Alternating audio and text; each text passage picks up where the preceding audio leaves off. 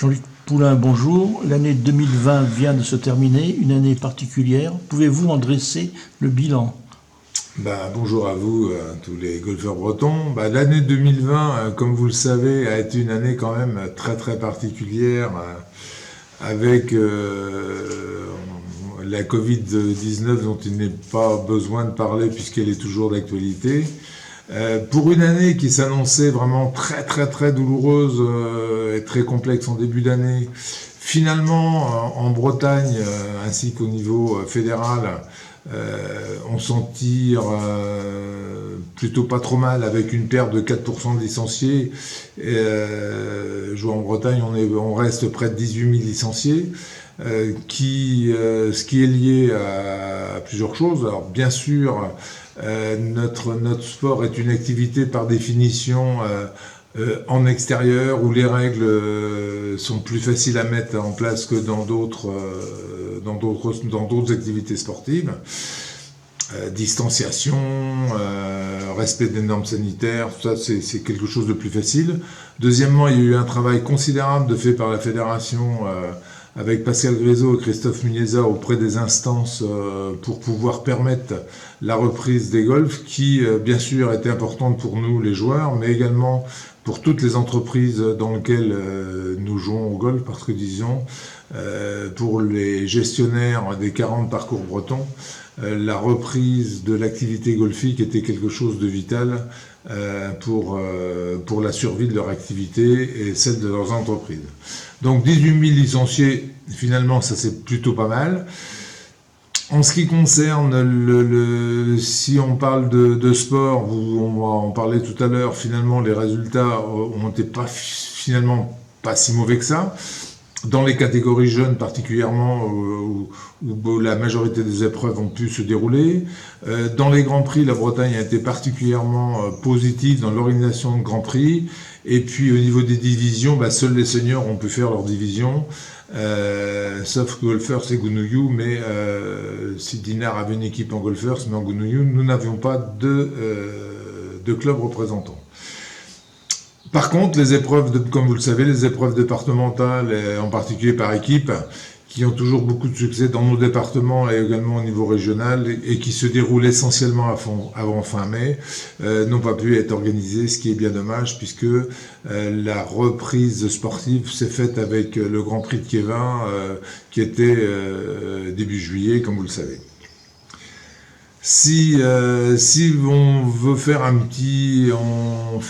bilan sportif quand même de l'année qu'on pourra vous faire de façon plus détaillée dans l'Assemblée Générale, si on prend deux, trois résultats particuliers, chez les messieurs, notre Américain Maxime Legros reste 68e au mérite. Paul Bovy, qui a été longtemps blessé, a quand même fini l'année avec un titre de champion de France cadet et 78e. Et notre champion de Bretagne, Baptiste Touchard, lui aussi est dans le top 100 français au niveau du mérite avec 82e. Chez les dames, effectivement, là, comme vous pourrez le voir dans les bilans, les résultats ont été encore meilleurs.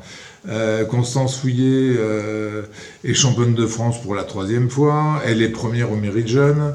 Même au mérite jeune européen dans sa catégorie, elle reste 2e.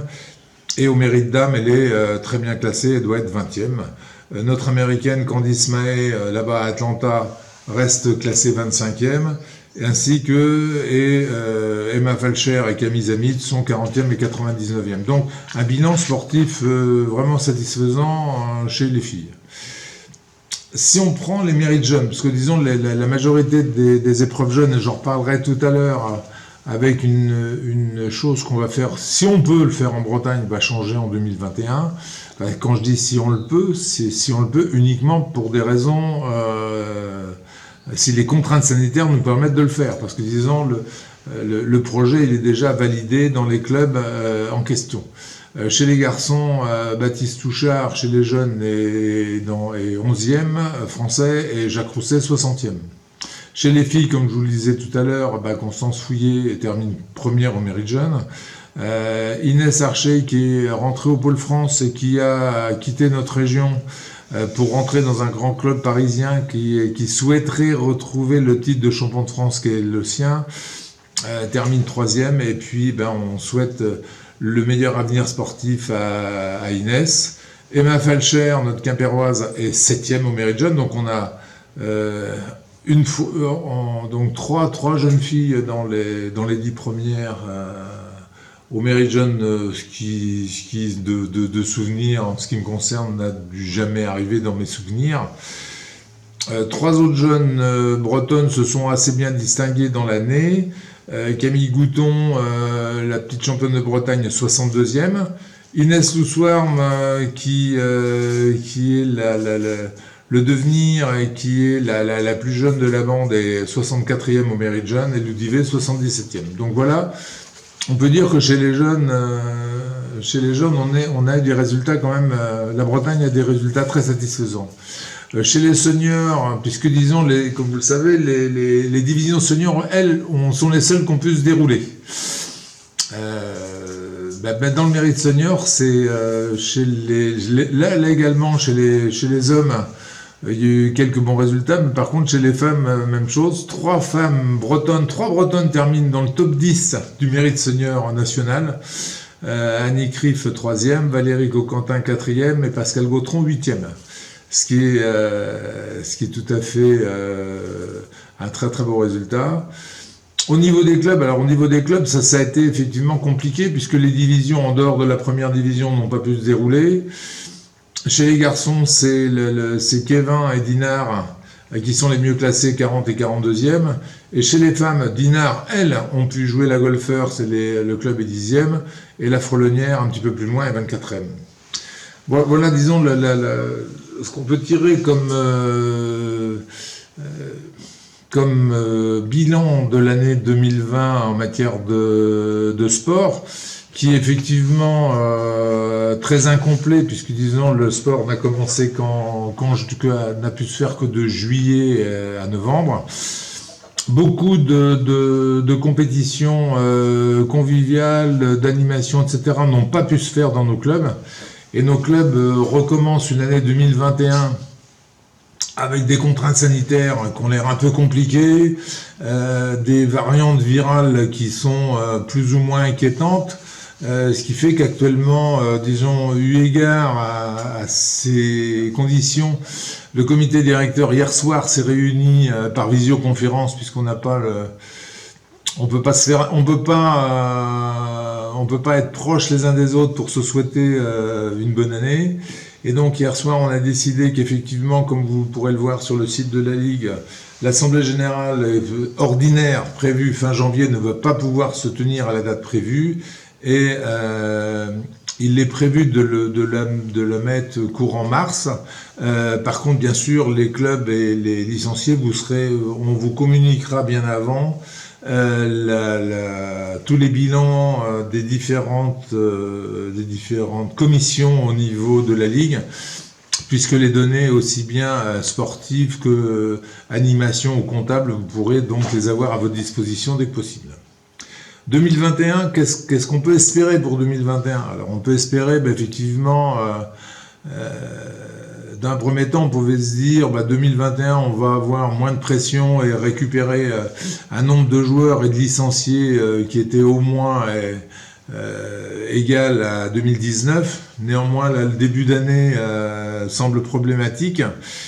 Et pour une chose, par exemple, toute simple, c'est que les championnats de Bretagne par équipe qu'on fait fin mars, qui sont toujours un succès avec quasiment tous les clubs engagés,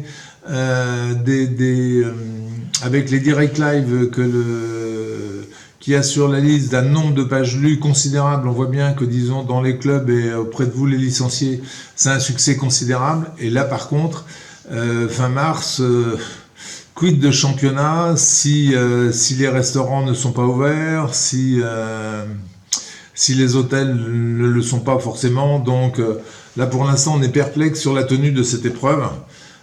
Donc c'est les semaines à venir qui vont nous éclairer un peu plus sur le contexte sanitaire qui nous attend. Et vous imaginez bien que je parlerai pas du terme inquiétude, mais néanmoins mon questionnement reste quelque chose d'important. En ce qui concerne l'activité golfique, ben disons au niveau de la ligue actuellement, elle est très très réduite.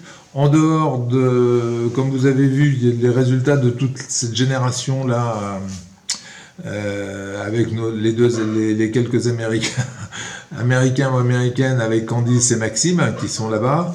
Mais on voit bien que disons il faut pas s'endormir, et donc la ligue.